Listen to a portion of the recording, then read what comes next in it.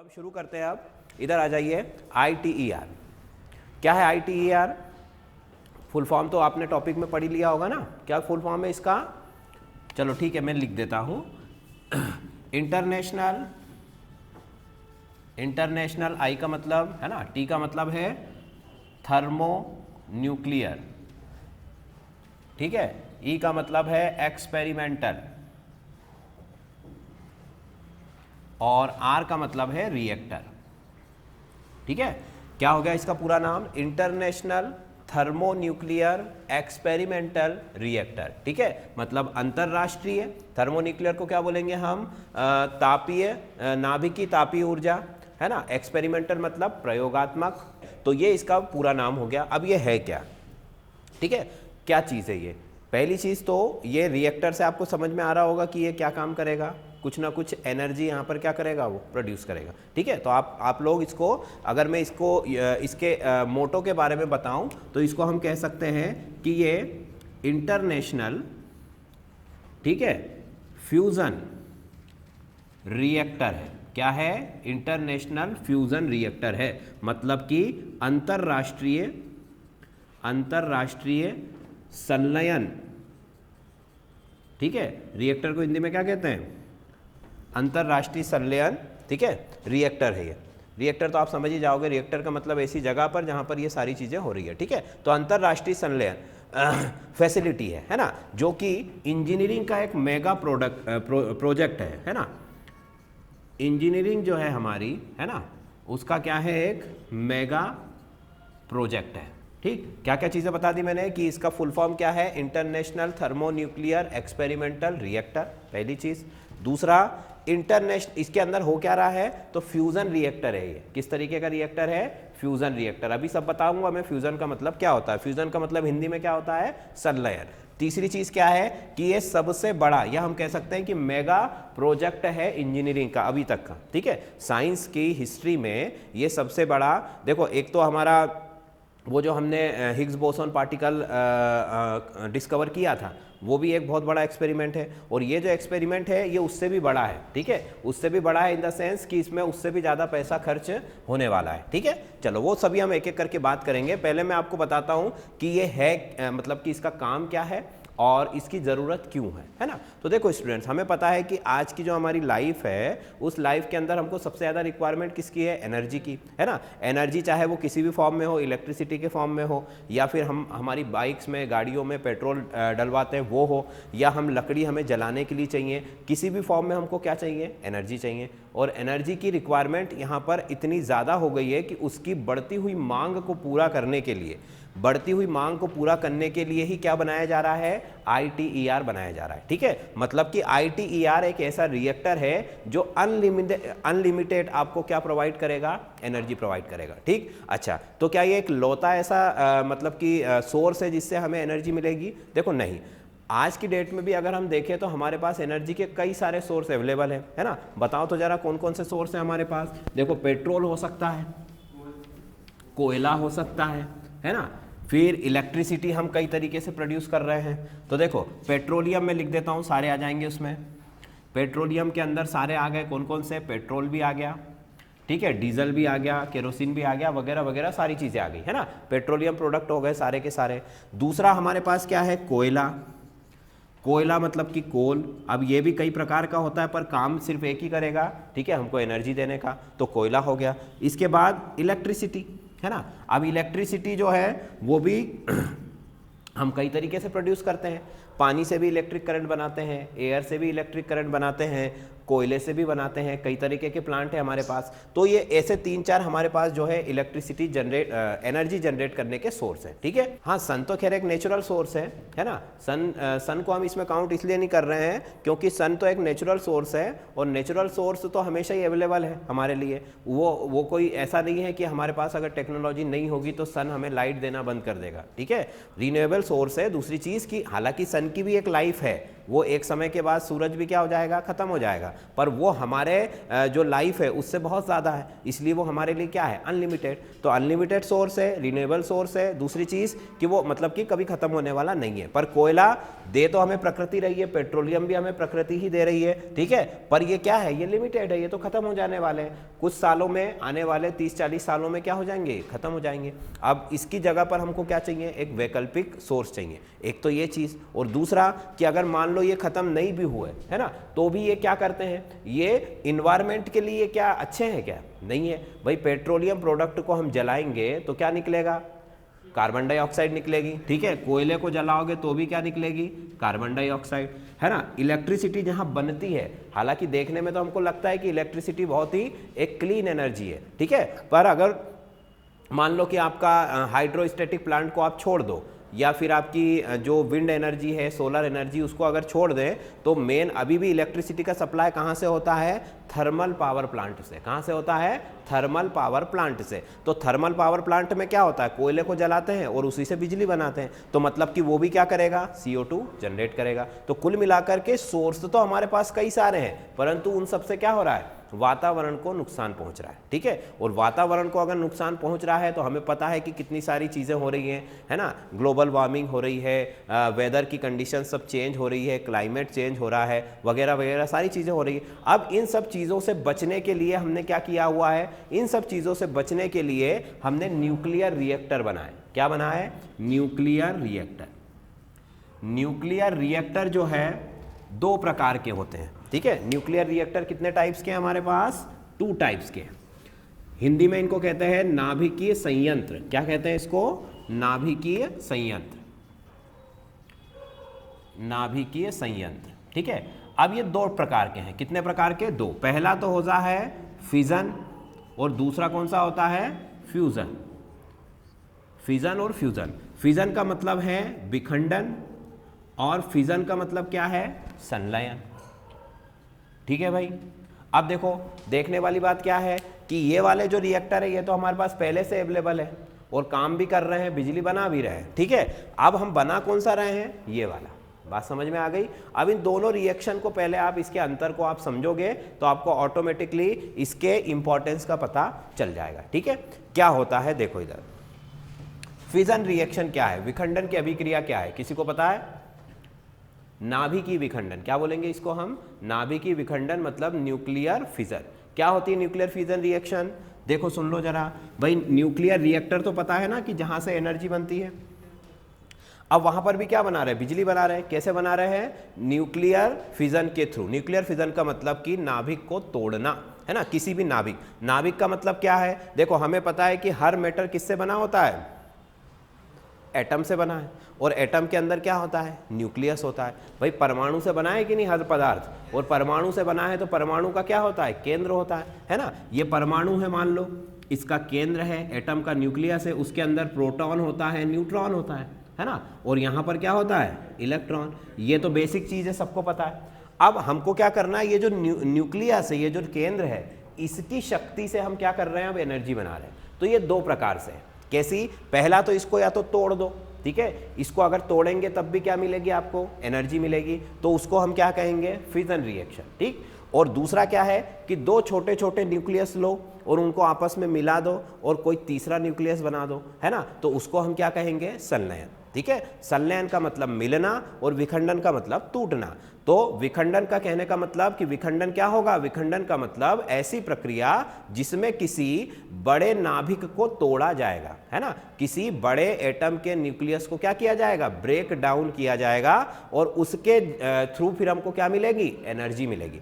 और फिजन का मतलब क्या, फ्यूजन का मतलब क्या है कि छोटे छोटे एटम्स के जो न्यूक्लियस है उनको क्या करना, आपस में मिला देना और उससे क्या बनाना, बड़ा मॉलिक्यूल बनाना। बात समझ में आ गई। तो देखो इसको जरा, अब ये जो फिजन की रिएक्शन है, ये अभी के जो हमारे न्यूक्लियर रिएक्टर्स हैं उन सभी में फिजन हो रहा है, मतलब कि विखंडन हो रहा है। और ये विखंडन के लिए जरूरी क्या है, रेडियो एक्टिव एलिमेंट। क्या जरूरी है, रेडियो एक्टिव एलिमेंट, मतलब कि रेडियो सक्रिय तत्व। कौन से तत्वों की जरूरत है, रेडियो सक्रिय तत्वों की जरूरत है। रेडियो सक्रिय तत्व क्या होते हैं? ऐसे तत्व जिनके अंदर से क्या निकलता रहता है? रेडिएशन, है ना। रेडिएशन का मतलब विकिरण, है ना। जैसे अल्फा बीटा गामा, कई प्रकार की किरणें उनके अंदर से निकलती रहती है, जिसकी वजह से क्या होता है? वो अनस्टेबल होते हैं। मतलब यूं कहें कि वो अनस्टेबल होते हैं, इसीलिए उनके अंदर से ये किरणें निकलती रहती हैं। अब हम क्या करते हैं, ऐसे बहुत कम एलिमेंट है, जैसे मान लो यूरेनियम है ना, प्लूटोनियम है। अब यूरेनियम का अगर मैं न्यूक्लियस लेता हूँ, है ना, मान लो ये यूरेनियम है, इसका एटॉमिक नंबर 92 है और इसके कई सारे आइसोटोप है। हम एक ले लेते हैं 235, है ना। ये देखो, अब इस यूरेनियम को मुझे क्या करना है? तोड़ना है। तो मैं क्या करूंगा, इसके ऊपर एक स्लो स्पीड वाला न्यूट्रॉन छोड़ दूंगा। क्या छोड़ दूंगा? स्लो स्पीड वाला न्यूट्रॉन। अब ये स्लो स्पीड वाला न्यूट्रॉन जैसे ही यूरेनियम में जाएगा, ये उसके न्यूक्लियस को क्या करने लगेगा? तोड़ने लगेगा। और तोड़ने की वजह से न्यूक्लियस में क्या क्या होता है? अभी बताया था मैंने, नाभिक के अंदर क्या क्या होता है? प्रोटॉन और न्यूट्रॉन होता है कि नहीं होता है। अब ये न्यूक्लियस जाकर इससे टकराएगा, तो इसके अंदर जो न्यूट्रॉन है उसको क्या कर देगा? बाहर निकाल देगा। फिर वो न्यूट्रॉन अगले से टकराएगा, उसके अंदर से भी क्या निकाल देगा? न्यूट्रॉन। मतलब इस तरीके से क्या होगा? एक चेन रिएक्शन शुरू हो जाएगी। क्या शुरू हो जाएगी?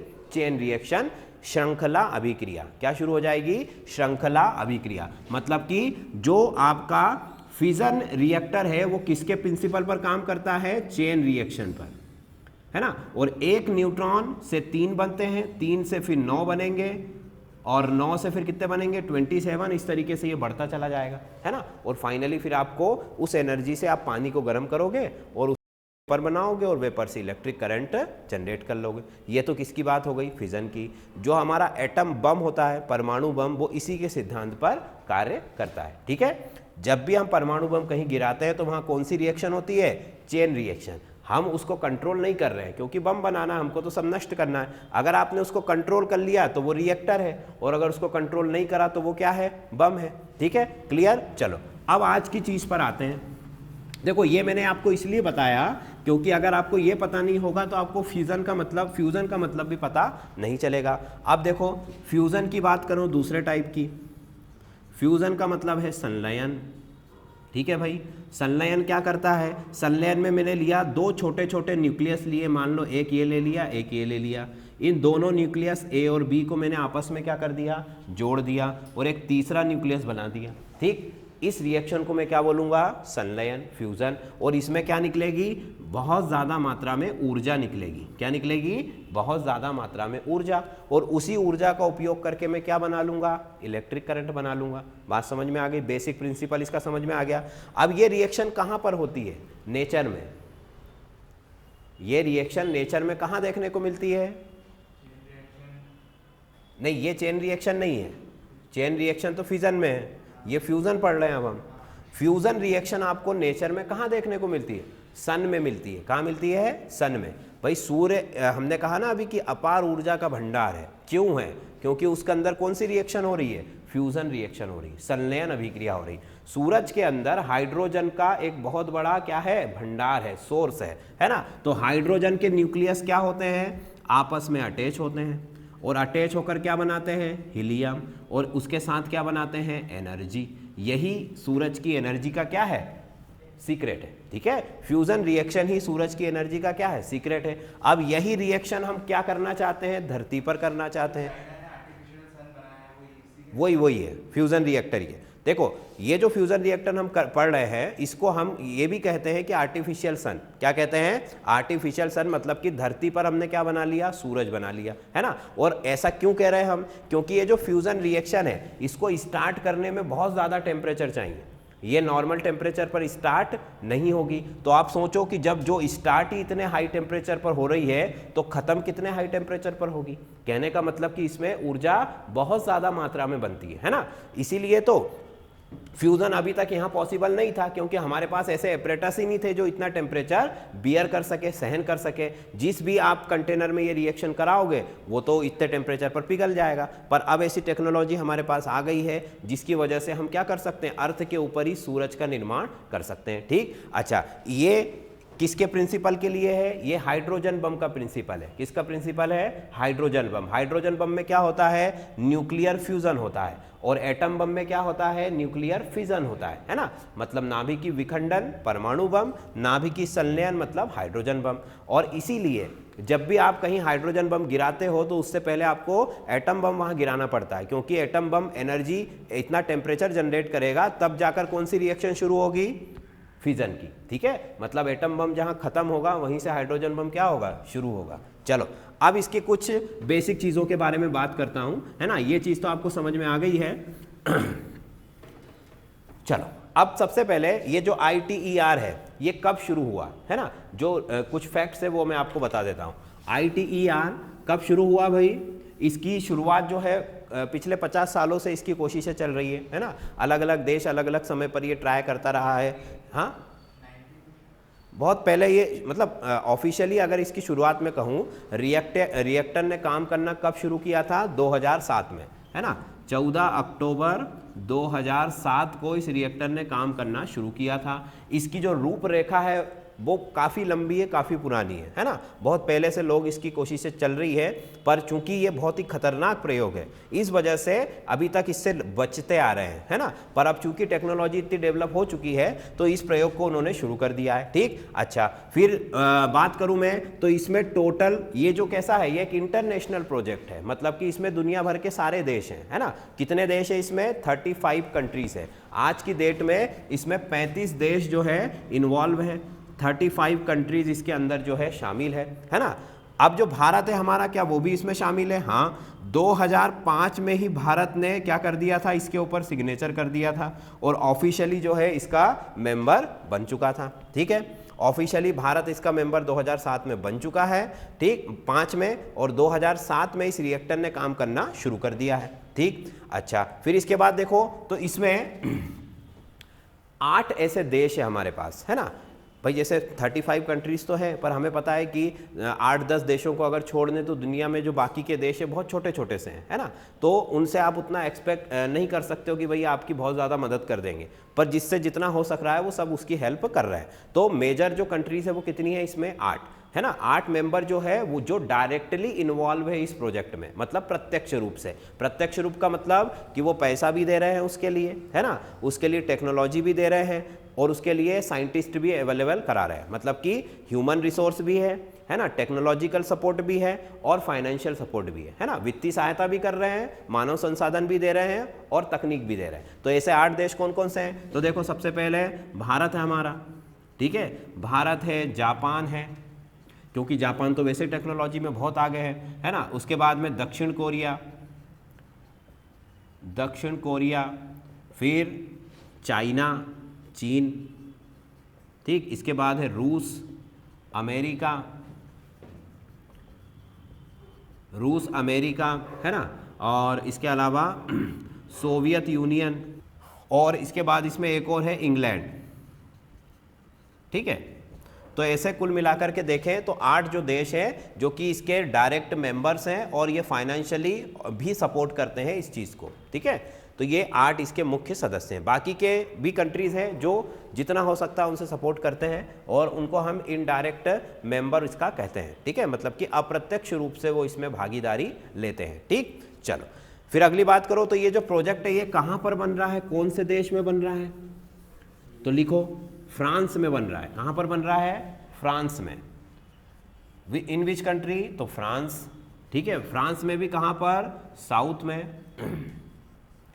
मतलब कि मैं कह सकता हूं कि दक्षिणी फ्रांस में, सदर्न फ्रांस में। ठीक, जगह का नाम लिखो। जगह का नाम है सेंट पाउल लेस ड्यूरेंस। ठीक है, नाम लिख लो, सेंट पाउल लेस ड्यूरेंस, ये जगह का नाम है और कंट्री कौन सी है? फ्रांस है। यहाँ पर ये रिएक्टर जो है बन रहा है। ठीक, इसकी जो डेडलाइन है इसको कब तक पूरा करके देना है, मतलब इन्होंने जो अनुमान लगाया है कि 2025 तक जो है ये क्या हो जाएगा? कंप्लीट हो जाएगा। अभी इसका लगभग जो है 50 या 60% जो है काम वो पूरा हो चुका है। है ना, और 2025 तक जो है ये कंप्लीट हो जाएगा। ठीक है, क्योंकि इस तरीके के जो भी प्रोजेक्ट है उनकी एक डेडलाइन ऑलरेडी पहले से सेट करके रखी जाती है ना, कि इस तारीख तक हमको इसको क्या करना है, बना के तैयार करना है। चलो फिर इसके बाद आगे चलो, तो चूंकि हमने कहा कि ये क्या है, सबसे महंगा प्रोजेक्ट है ना, और महंगा प्रोजेक्ट है मतलब क्या होगा कि इसका जो खर्च है वो एक अकेली कंट्री तो बियर करेगी नहीं, इसका जो अनुमानित खर्च है वो लिखो 2025 तक, मतलब टोटल है ना, शुरू से लेके आखिरी तक की हम बात कर रहे हैं, तो $65 बिलियन। कितना है, $65 बिलियन, और या फिर मैं कहूं कि 20 बिलियन यूरो। ये दो करेंसी में मैंने आपको बता दिया। डॉलर में देखेंगे तो 65 के लगभग जो है इसका कॉस्ट है ना, बिलियन यूरो, और इसके अगर मैं देखूंगा तो 20 बिलियन यूरोस।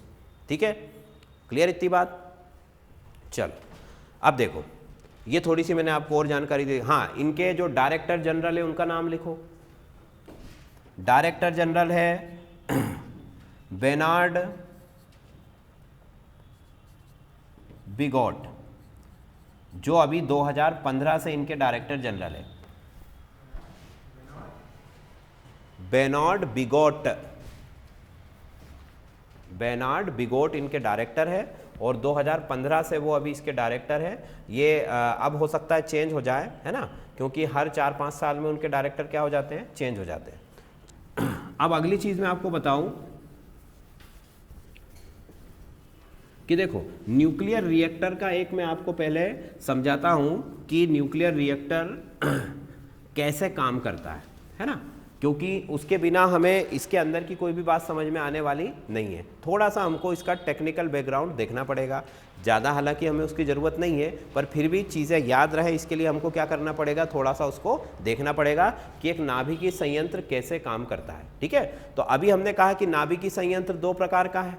कौन कौन सा है, फिजन का है और एक फ्यूजन का है।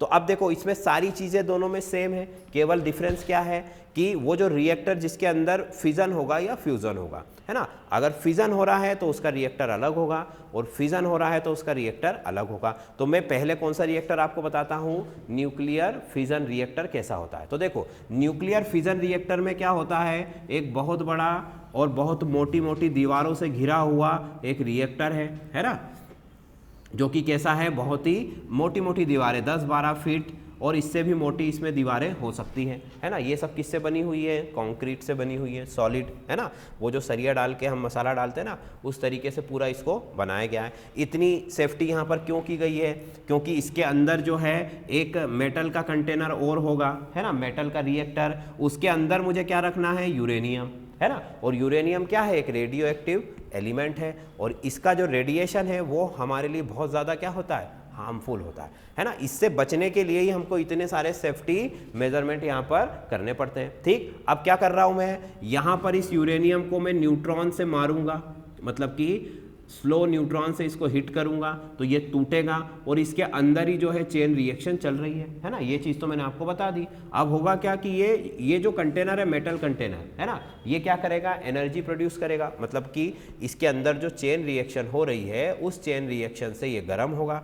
गर्म होने के कारण ये जो पूरा का पूरा ये जो कंटेनर है, ये सारे क्या हो जाएंगे, गर्म हो जाएंगे, क्योंकि बहुत ज़्यादा एनर्जी अंदर प्रोड्यूस हो रही है। अब इसी के बीच में क्या होते हैं, पानी के पाइप्स जो है यहाँ पर इस तरीके से चारों तरफ जो है बिछे हुए होते हैं, है ना, जो कि इनके अंदर पानी बह रहा है, वो रिएक्टर की गर्मी से वो पानी गर्म होता है और क्या बनता है, वेपर फॉर्म होता है। उस पानी को, उस वेपर को हम एक बॉयलर में जो है क्या कर लेते हैं, इकट्ठा कर लेते हैं, एक्यूमुलेट कर लेते हैं, और इकट्ठा करने के बाद उस वेपर प्रेशर से हम क्या करेंगे, टरबाइन को घुमाएंगे, और टरबाइन को घुमा के मैं क्या बना लूंगा, इलेक्ट्रिक करंट बना लूंगा। बात समझ में आ गई। ये एक बेसिक सा प्रिंसिपल होता है किसी भी न्यूक्लियर फिजन रिएक्टर का। ठीक है, अब देखो, ये रिएक्टर ऑलरेडी काम कर रहे हैं, है ना, और अच्छी खासी एनर्जी प्रोड्यूस कर रहे हैं, पर इनका सबसे बड़ा साइड इफेक्ट क्या है कि ये रेडियो एक्टिव वेस्ट बनाते हैं। क्या बनाते हैं, रेडियो एक्टिव वेस्ट, मतलब कि रेडियो सक्रिय व्यर्थ पदार्थ।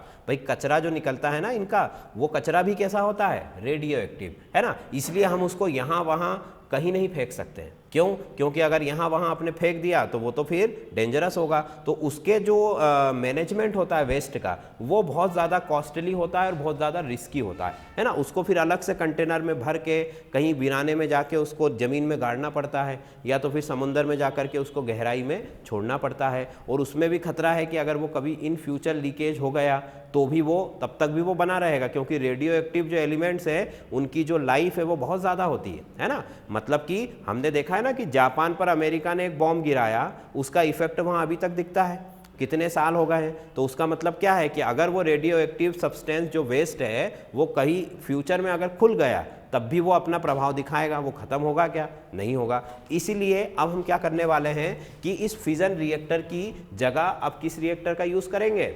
फ्यूजन रिएक्टर का। ठीक, कैसे यूज करूंगा मैं? देखो तो जरा फ्यूजन रिएक्टर में क्या होता है। तो फ्यूजन रिएक्टर की केमिस्ट्री को थोड़ा सा समझने की कोशिश करो कि फ्यूजन रिएक्टर का फ्यूल क्या है। भाई जैसे इसका फ्यूल तो था यूरेनियम, है ना, या कोई दूसरा रेडियो एक्टिव सब्सटेंस, वैसे ही फ्यूजन रिएक्टर का फ्यूल क्या है?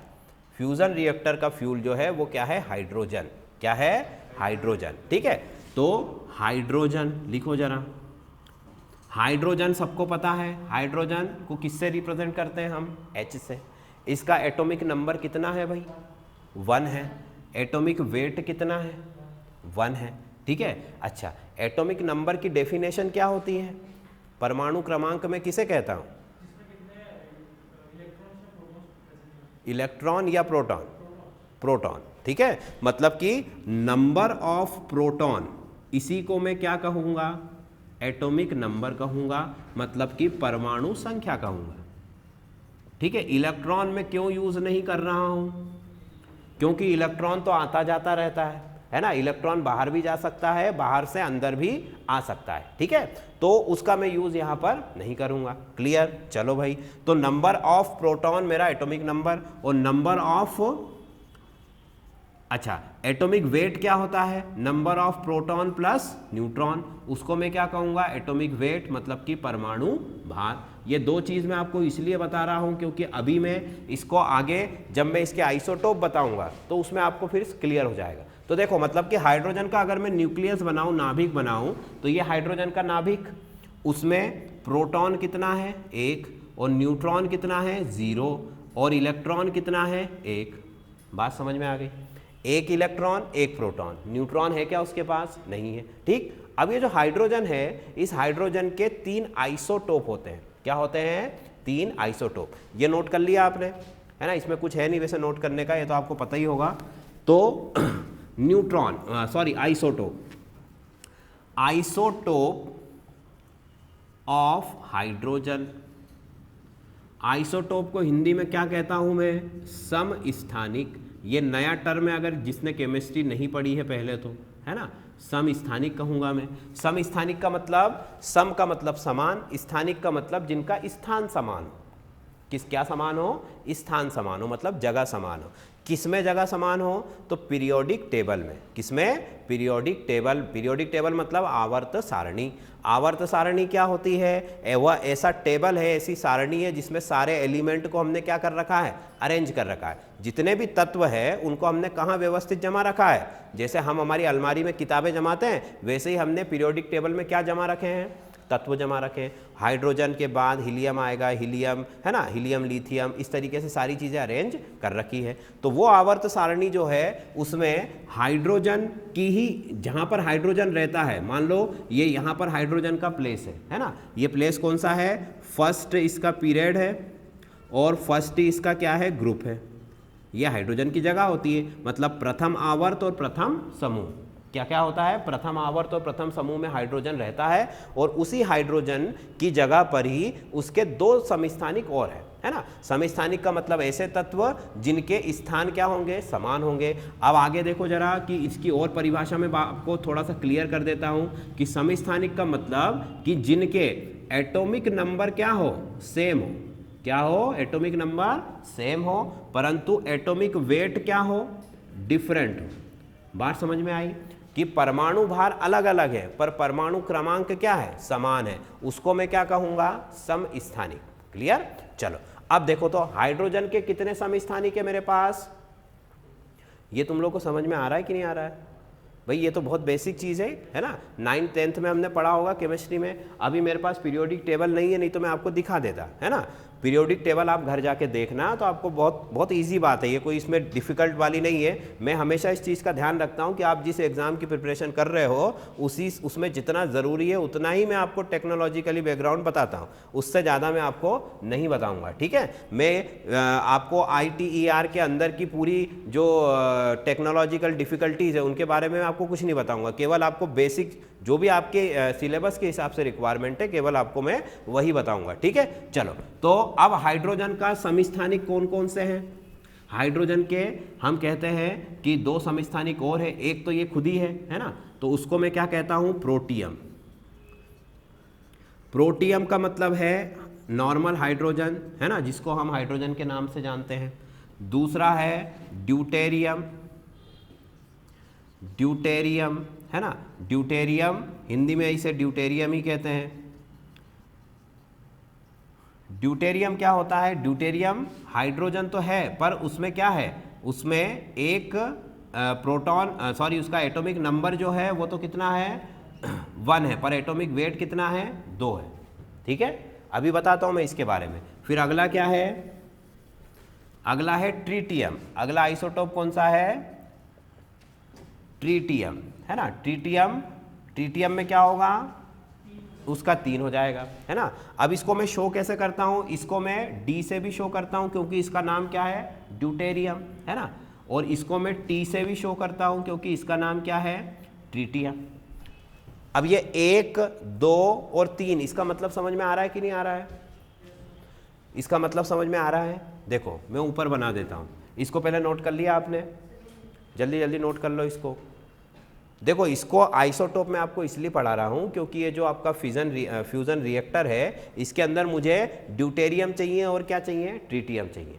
ये दोनों चाहिए, तभी जाकर हम क्या करेंगे? फ्यूज़न रिएक्शन करेंगे। अदरवाइज अगर इससे हो जाता तो हमको इनको पढ़ने की ज़रूरत नहीं पड़ती, ठीक है। चलो ये नोट कर लिया सबने। अब देखो ज़रा, इनको मैं आपको ऐसे लिख देता हूँ ताकि आपको और अच्छे से समझ में आ जाए। देखो ये हाइड्रोजन,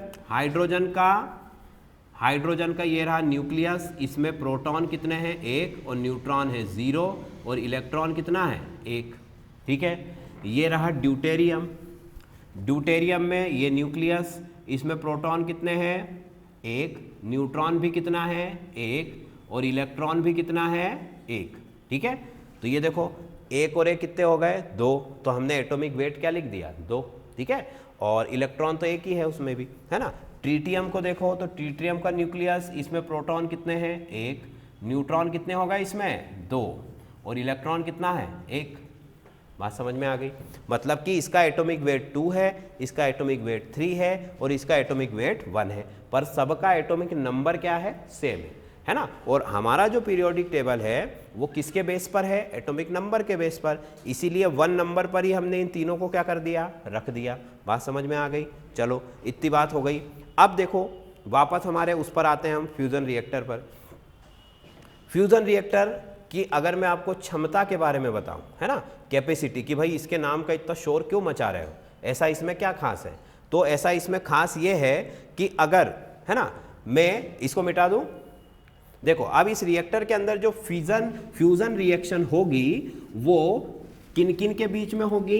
वो होगी ड्यूटेरियम और ट्रीटियम के बीच। किन किन के बीच में होगी? ड्यूटेरियम और ट्रीटियम के बीच। तो ये देखो, ये ड्यूटेरियम प्लस ट्रीटियम, ये दोनों आपस में फ्यूज होंगे और क्या बनाएंगे? हीलियम बनाएंगे। क्या बनाएंगे? हीलियम, ठीक। हीलियम बनाएंगे। हीलियम का एटॉमिक नंबर कितना है? 2 और एटॉमिक वेट कितना है? 4, 4, ठीक है। तो अब गिनो जरा, यहाँ पर तो 3 और 2 5 हो रहे हैं, है ना, और यहाँ पर कितना है? 4। तो 1 न्यूट्रॉन कहाँ गया? तो वो 1 न्यूट्रॉन बाहर निकल जाता है ना, और उसके बाहर निकलने की वजह से ही इतनी ज़्यादा एनर्जी प्रोड्यूस हो रही है, ठीक है। तो ये न्यूट्रॉन में लिख देता हूँ। एक न्यूट्रॉन जो कि हाई एनर्जी का है वो इसमें से क्या होगा? बाहर निकल जाएगा। इतनी बात समझ में आ गई? ये रिएक्शन होने वाली हमारे किसके अंदर? रिएक्टर के अंदर। अब अगर मैं इसकी कैपेसिटी की बात करूं तो अगर मैं 8 टन, है ना, ऑयल या पेट्रोलियम को, तेल को ही हम क्या कहते हैं? पेट्रोलियम। अगर मैं 8 टन मतलब कि लगभग 8000 लीटर पेट्रोलियम या तेल को, डीजल को जलाता हूं, तब मुझे जितनी एनर्जी मिलेगी उतनी एनर्जी केवल इसमें 1 ग्राम, है ना, कितने ग्राम, 1 ग्राम, ये इन दोनों को अगर मैं रिएक्शन कराता हूं 1 ग्राम से, तो ही मुझे इस 8 टन के बराबर की क्या मिल जाएगी, एनर्जी मिल जाएगी।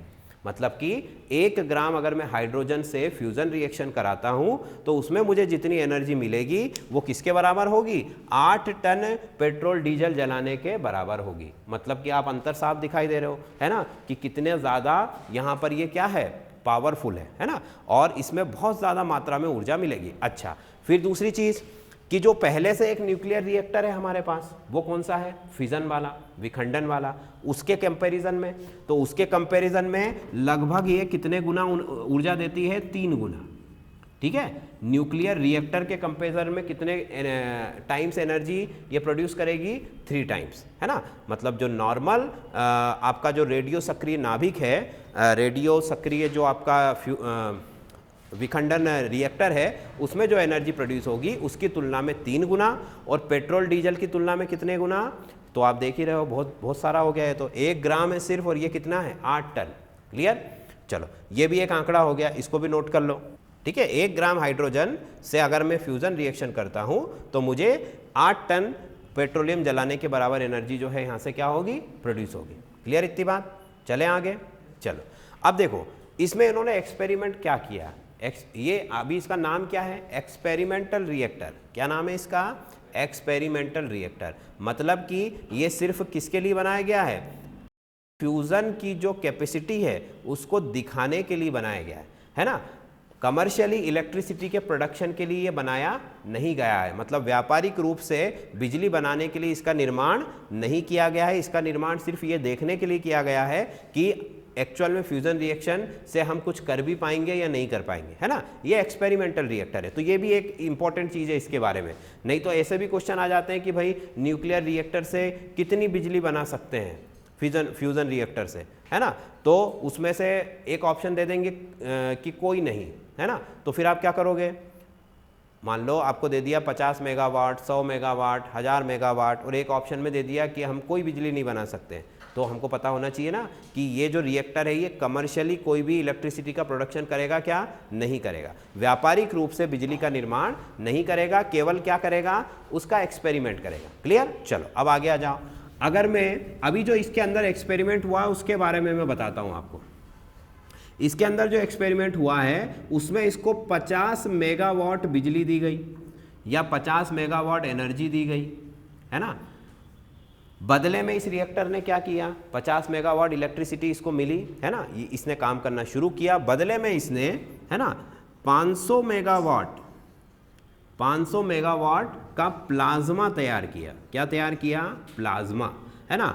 और कितनी देर के लिए तैयार किया, 20 मिनट के लिए। 50 मेगावाट से 500 मेगावाट का प्लाज्मा बना, और वो भी कितनी देर के लिए बना, 20 मिनट के लिए बना। ठीक है, ये इसने अभी परफॉर्म करके दिखा दिया है। क्या कर दिया है, परफॉर्म करके दिखा दिया है। ठीक है, इतना इसकी कैपेसिटी है। अब इसमें ये एक टर्म आता है कि ये प्लाज्मा क्या होता है। ठीक है, प्लाज्मा क्या होता है, प्लाज्मा पता है किसी को क्या होता है, प्लाज्मा टीवी, प्लाज्मा टीवी होता है कि नहीं होता है, प्लाज्मा टीवी जो होता है ना उसमें भी हाँ, उसी में भी जो है इसी तरीके की हम कह सकते हैं कि प्लाज्मा का यूज़ किया जाता है ना। तो मैं प्लाज्मा भी आपको बता देता हूँ कि प्लाज्मा क्या होता है। ये बात आपको समझ में आ रही है, मतलब कि ये 10 गुना ज़्यादा ऊर्जा आपको देगा। कहने का मतलब क्या है कि 10 गुना एनर्जी आपको देगा। 50 से क्या दे रहा है, 500, सीधे कितना टाइम्स हो गई, 10 गुना, है ना। मतलब कि अगर मैं देखो कोई भी रिएक्टर है तो उसको चलाने के लिए भी तो मुझे एनर्जी चाहिए ना, कि सिर्फ एनर्जी देगा ही देगा वो, उसको भी तो कुछ एनर्जी लगेगी, है ना। जैसे कि हम भी कोई भी बिजनेस स्टार्ट करते हैं तो बिजनेस को रन करने के लिए भी एक अमाउंट लगता है, और फिर जो प्रॉफिट होगा वो अलग होगा। तो वैसे ही ये कितने ज़्यादा प्रॉफिट देगा हमको, 10 गुना, है ना। हम उसको जितना देंगे उससे 10 गुना ऊर्जा आपको बना करके ये देगा। तो उसमें एक लाइन और लिख लो कि इसकी जो कैपेसिटी है या इफिशियंसी है वो कितनी है, 10 टाइम्स है, 10 गुना। ये जितनी आप उसको ऊर्जा दोगे उसकी 10 गुना ऊर्जा ये आपको बनाकर देगा। चलो अब मैं बात कर लेता हूं थोड़ा सा, ये प्लाज्मा क्या है है ना। प्लाज्मा के बारे में भी आपको मैं बता देता हूं।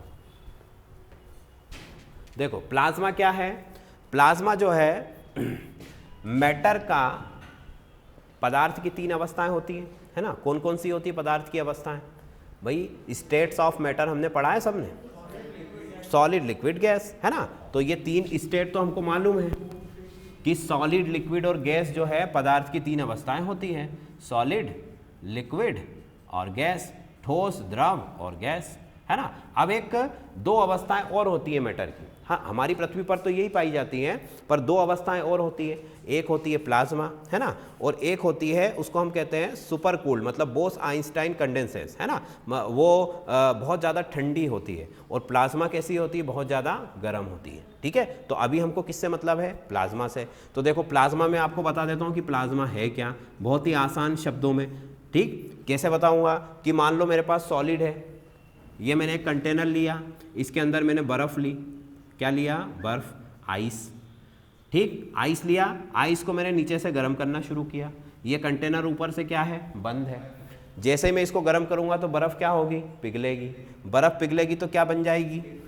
लिक्विड बन जाएगी। ये देखो लिक्विड बन गई। अब अभी भी कंटेनर बंद है और मैं इसको गर्म करना क्या कर रहा हूँ? लगातार जारी रखा हुआ हूँ। अब मैं नहीं मान रहा हूँ, मैं इसको अभी भी गर्म किए जा रहा हूँ, तो ये क्या होने लगेगा? उबलने लगेगा।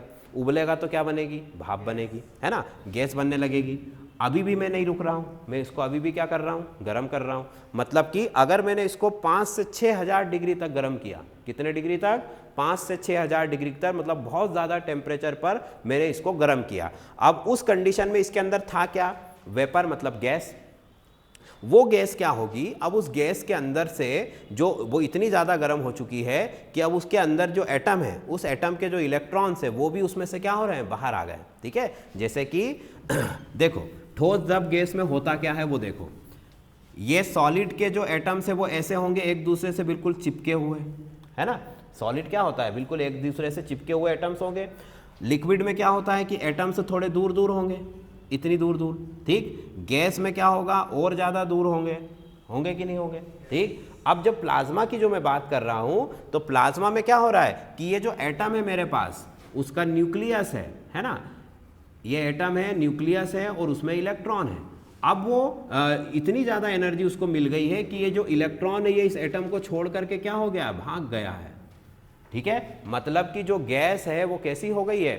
आयोनाइज हो गई है। क्या हो गई है? आयोनाइज। भाई कोई भी एलिमेंट अगर इलेक्ट्रॉन उसका निकल जाता है तो उसको वो क्या बन जाता है? वो पॉजिटिवली चार्ज हो जाएगा, है ना। जैसे सोडियम ने 1 इलेक्ट्रॉन किसी को दिया तो उसके ऊपर क्या चार्ज लगाते हैं हम? पॉजिटिव।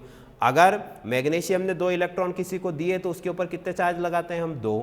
तो अब वो तो अपनी मर्जी से दे रहे हैं, पर इसमें तो हम क्या कर रहे हैं? इसमें तो हम एनर्जी के थ्रू उसमें से जबरदस्ती क्या कर रहे हैं? इलेक्ट्रॉन निकाल रहे हैं, है ना। तो ये जो इलेक्ट्रॉन निकल गया, इसके बाद हम इसको क्या कहेंगे? Ionization of gas. क्या कहा जाता है इसको? Ionization of gas. मतलब गैस का आयनीकरण हो गया है। क्या हो गया है? आयनीकरण। गैस आयन बन गई है, मतलब कि उसमें पॉजिटिव चार्ज आ गया है और इलेक्ट्रॉन तो है ही उसके अंदर, क्योंकि कंटेनर अभी भी बंद है ऊपर से, बाहर तो वो जा नहीं रहा है। मतलब कि इलेक्ट्रॉन नेगेटिवली चार्ज और प्रोटॉन क्या है? Positively charge. चलो ठीक है, तो बात समझ में आई कि गैस को मैंने इतना गर्म कर दिया कि इसके इलेक्ट्रॉन भी वहाँ से क्या हो गए? बाहर निकल गए। अब बाहर निकलने की बाद वो अभी भी वहीं पर प्रेजेंट है उस कंटेनर के अंदर, और उसी स्टेट को मैं क्या बोलूँगा? प्लाज्मा। बात समझ में आ गई। अब ये स्टेट जनरली हमको कहाँ मिलेगी? सन में मिलेगी, या तो किसी स्टार में मिलेगी जहाँ पर बहुत ज़्यादा टेम्परेचर होता है। तो गैस क्या हो जाती है? बहुत इतनी गर्म हो जाती है कि इसके इलेक्ट्रॉन भी क्या हो जाते हैं? बाहर निकल जाते हैं। क्लियर इतनी बात? तो फ्यूज़न रिएक्टर के अंदर बहुत ज़्यादा टेम्परेचर हम जनरेट करने वाले हैं, और इसी वजह से क्या होने वाला है? इसी वजह से उसके अंदर प्लाज्मा बनेगा। ठीक है, क्लियर? चलो अब वापस आ जाओ। तो देखो, अब भारत ने जब ये साइन किया था तो उसमें क्या क्या योगदान अपनी तरफ से उसने क्या क्या हेल्प की उसको, है ना, वो चीज़ हम पढ़ते हैं। भारत ने इस ITR का मेंबर कब बना है? 2005 में। ठीक है, चलो फिर इसके बाद भारत ने इसके साथ क्या किया कि भारत ने जो है इसको 1750 करोड़ रुपए नगद दिए। क्या दिए हैं? 1750 करोड़ रुपए कैश दिया हुआ है इस प्रोजेक्ट के लिए। ठीक है, तो वो लिख लो जल्दी से। ये पहली मदद की है भारत ने, है ना। दूसरी हेल्प भारत ने इसको क्या की है, टेक्निकल सपोर्ट दिया है। क्या दिया है, टेक्निकल सपोर्ट, मतलब तकनीकी सहायता। कैसी तकनीकी सहायता, कि ये जो फ्यूजन रिएक्टर है इसके अंदर एक क्रायोस्टेट, एक हम कह सकते हैं कि एक एपरेटस होता है ना, क्रायोस्टेट, है ना। क्रायोस्टेट एक एपरेटस होता है।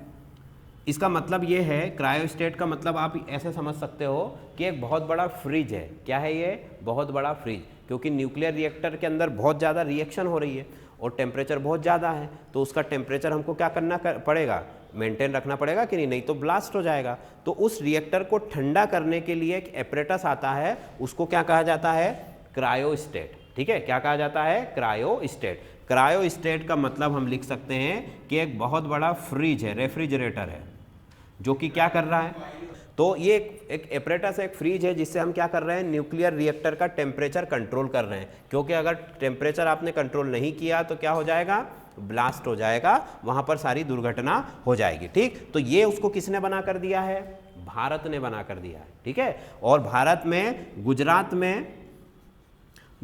में L&T कंपनी है। ठीक है, ये कंपनी का मैंने फुल फॉर्म भी लिख दिया। ठीक है, इस कंपनी ने इस क्रायोस्टेट को बनाया है, और कब बनाया था, 2012 में। सॉरी, क्रायोस्टेट नहीं बनाया था, क्रायोस्टेट का एक पार्ट बनाया था जिसको कहते हैं क्रायोस्टेट लिड।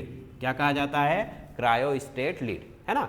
क्रायोस्टेट का मतलब एक बहुत बड़ा रेफ्रिजरेटर जो कि कहाँ लगेगा, न्यूक्लियर फ्यूजन रिएक्टर में, और उस क्रायोस्टेट का एक पार्ट बनाया था भारत की एक कंपनी ने, उसका नाम क्या है, क्रायोस्टेट लिड। ठीक है, और कब बनाया था, 2012 में। तो भारत ने अपनी तरफ से ये दो चीज़ जो है इस रिएक्टर के लिए प्रोवाइड कराई है। पहली तो 2000 नगद पैसा दिया है, और दूसरी चीज़ क्या किया हुआ है, एक उसको टेक्निकल सपोर्ट भी वहाँ पर दिया हुआ है। ठीक, क्लियर। अब देखो, इसके बाद एक और चीज़ इसके अंदर बचती है। इतना हो गया। देखो, ये मैंने जो पढ़ाया है, इन्होंने कहा कि एक बार फिर बता दूं, मैं बता देता हूं कि ये मैंने जो पढ़ाया ये क्या है, भारत का क्या योगदान है ना, किसके अंतर्गत, ITER में। ITER में भारत का क्या योगदान है वो मैंने आपको बताया। पहली चीज़ तो भारत इसका एक डायरेक्ट मेंबर है ना। दूसरी चीज़, भारत ने इसको कब साइन किया था, 2005 में। ठीक, तीसरी चीज़, भारत ने इसके लिए कैश दिया हुआ है ना, 1750 करोड़ रुपए नगद दिए हुए हैं उसके प्रोजेक्ट के लिए। ठीक, और तीसरी लास्ट चीज़ क्या है कि उसने एक क्रायोस्टेट लिड जो है ना, वो बना करके दी है इस प्रोजेक्ट के लिए। किसने बनाई है वो बनाई है गुजरात की एक कंपनी ने, जिसका नाम है L&T प्राइवेट लिमिटेड या कंपनी, है ना। 2012 में क्रायोस्टेट लिड इसने बनाया। देखो, लिड का मतलब जनरली आप ऐसा मान लो कि वायर है। क्या है ये, एक वायर है। लिड का मतलब क्या होता है, वायर होता है ना। जैसे हमारा कोई भी ऑपरेटर चलाने के लिए वायर लगता है, वैसे इस फ्रिज को चलाने के लिए जो वायर चाहिए वो किसने दिया है, भारत ने। ठीक, गुजरात की एक कंपनी ने। ठीक, ये भारत का इसके प्रति योगदान है। चलो, इतनी बात हो गई खत्म। अब देखो, ये न्यूक्लियर रिएक्टर में क्या होता है कि एक मैग्नेटिक फील्ड जनरेट की जाती है, एक चुंबकीय क्षेत्र बनाया जाता है ना। और उस चुंबकीय क्षेत्र को कैसा बनाया जाता है, ट्विस्टेड बनाया जाता है, मतलब कि इस तरीके का बनाया जाता है। देखो, ये डोनट शेप का होता है ना, मतलब बीच में इसके छेद है, जो वो वड़ा होता है ना हमारा, उस शेप का इसमें मैग्नेटिक फील्ड होता है। ये पूरा ऐसा सर्कुलर है, और बीच में कैसा है, ये गैप है इसके अंदर, है ना। गैप के बाद अब इसमें देखो, इसके ऊपर की तरफ क्या है, पूरा हमारा ये क्रायोस्टेट है, जो इस रिएक्टर को क्या करता है, हमेशा ठंडा रखता है। ये जो क्रायोस्टेट है, ये एक्चुअल में लिख लो एक और लाइन इसके बारे में, कि ये हाई प्रेशर वैक्यूम चेंबर है। क्या है ये, हाई प्रेशर वैक्यूम चेंबर। ठीक है, वैक्यूम चेंबर का मतलब क्या होता है, वैक्यूम मतलब जहाँ पर हवा ना हो, है ना। और ये स्टेनलेस स्टील का बना हुआ है। किसका बना हुआ है, स्टेनलेस स्टील का। ठीक, और लगभग 35,850 टन इसका वजन है। 35,850 टन इसका वजन है, बहुत हैवी है, और स्टेनलेस स्टील का बना हुआ है। और ये किस तरीके का है, हाई प्रेशर वैक्यूम चेंबर। ठीक है। High pressure vacuum chamber, stainless steel, 35,800 ton. Clear इतनी बात? ठीक, चलो अब देखो ये जो ITER है इसके फायदे क्या क्या होंगे अगर ये सक्सेस हो गया तो, है ना। तो देखो फायदे मैं आपको ऐसे ही बता देता हूँ, कोई इसमें कोई ज़्यादा टेक्निकल नहीं है। तो देखो फायदे में पहला फायदा तो क्या होगा, लिखो अनलिमिटेड एनर्जी हमको मिलेगी। क्या मिलेगी? अनलिमिटेड एनर्जी मिलेगी, पहला फायदा।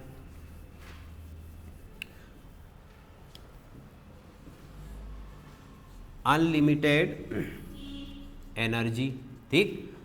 अब अनलिमिटेड क्यों मिलेगी? क्योंकि इसमें जो फ्यूल लग रहा है वो क्या है? वो तो पानी है। भाई हमारी धरती पर पानी की कोई कमी है क्या? नहीं है। हाइड्रोजन जो हमको इसमें चाहिए वो कहाँ से मिलेगी? पानी से। देखो पानी के अंदर पानी का फॉर्मूला क्या होता है? H2O। H2O को अगर मैं तोड़ूंगा तो क्या बनेगा? हाइड्रोजन और ऑक्सीजन। और इसी हाइड्रोजन को मुझे कहाँ यूज़ करना है? इसके अंदर, है ना। इसमें उसका जो रेडियो एक्टिव आइसोटोप है वो हमको अलग से बनाना पड़ता है, पर उसका एक आइसोटोप जो है हाइड्रोजन वो हमको कहाँ से मिलता है? पानी से। मतलब कि इसका जो फ्यूल है वो बहुत सस्ता है, इसीलिए बिजली जो बनेगी वो भी कैसी होगी? सस्ती होगी। अगर इसके कैपिटल इन्वेस्टमेंट को मैं छोड़ दूँ, जो पूंजी हमने लगाई है उसको अगर मैं भूल जाऊँ, तो इसमें इलेक्ट्रिसिटी कैसी मिलेगी आपको? सस्ती रेट में मिलेगी, है ना। तो लिख लो एनर्जी जो है वो कैसी होगी? चीप होगी, मतलब कि लो कॉस्ट, ठीक। अनलिमिटेड होगी, लो कॉस्ट होगी। तीसरा इसमें लिखो, तीसरा मैं इसमें क्या लिख सकता हूं कि इसमें वेस्ट नहीं निकलने वाला है। क्या नहीं निकलने वाला है? वेस्ट।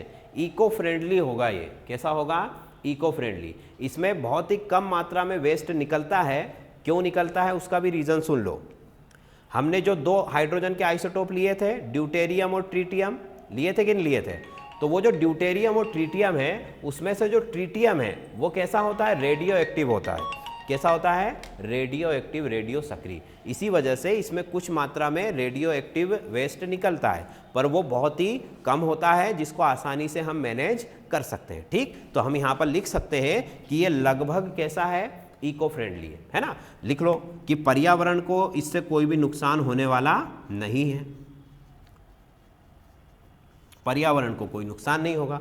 अच्छा, अब जब देखो हमें बहुत ज़्यादा ऐसी एनर्जी मिल रही है जो क्लीन है, ग्रीन है ना, आपका जो इकोसिस्टम है उसको कोई नुकसान नहीं पहुंचा रही है, मतलब हमारी एनर्जी की सारी रिक्वायरमेंट तो फुलफिल कर ही रही है, पर साथ में वो क्या कर रही है? साथ में वो ये कर रही है कि भाई देखो जैसे आदमी जब जैसे मान लो अच्छे से स्टेबल हो जाए, है ना, जैसे मान लो आप लोग सेलेक्ट हो गए IAS के लिए, तो आप में एक स्टेबिलिटी आ जाएगी, फिर आप दूसरे कई काम करने के बारे में सोच सकते हो। अभी तो हम किसके लिए स्ट्रगल कर रहे हैं? कैरियर के लिए। एक बार कैरियर बन जाए उसके बाद हम देश के लिए, समाज के लिए बहुत सारी चीज़ें कर सकते हैं, है ना। तो वैसे ही अगर एक बार हमारी जो बेसिक नीड है एनर्जी की वो ये पूरी कर देगा, उसके बाद ये इतनी ज़्यादा एनर्जी आपको देगा कि हम इससे अलग अलग तरीके के कई सारे प्रयोग कर सकते हैं, ठीक है, क्योंकि एनर्जी का कोई भी वहाँ पर आपको फिर कमी नहीं होगी। हम स्पेस प्रोग्राम्स अच्छे से रन कर सकते हैं, अलग अलग तरीके की टेक्नोलॉजी के इंजन वगैरह जो भी आपको एनर्जी से रिलेटेड चीज़ें हैं वो सब इसकी मदद से हम क्या कर सकते हैं? ऑपरेट